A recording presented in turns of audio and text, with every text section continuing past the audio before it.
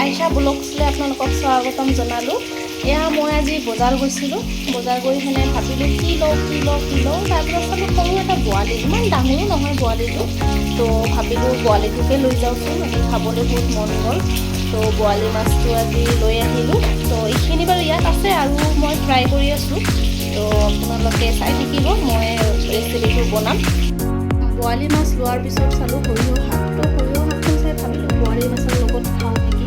তো মই বহুত ভাল পাওঁ, আগতো খাইছোঁ সৰিয়হৰ লগত। আৰু অকণমান পিঁয়াজ কাটিছোঁ, জলকীয়া 3টামান লৈছোঁ, এনেকৈ বনাম আৰু থলুৱা হিচাপত। তো মই মছলা দিয়া নাই। আৰু আপোনালোকে সোৱাদ অনুযায়ী জলকীয়া বা কোনোবাই যদি মছলা খাই খাবও পাৰে, কিন্তু এবাৰ খাই চাবচোন সৰিয়হ শাকৰ লগত বোৱালি মাছ কেনেকুৱা লাগে।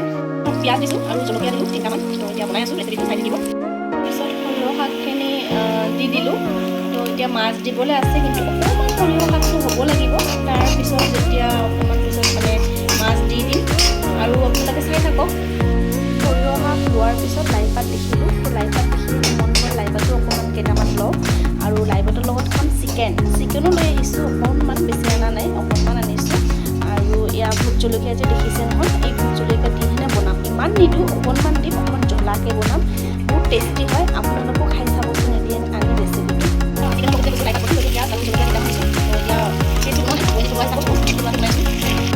চিকেন দি দিলোঁ। এতিয়া চিকেনটো অলপ লৰাই থাকিব লাগিব, অলপ ভাজি ল'ব লাগিব।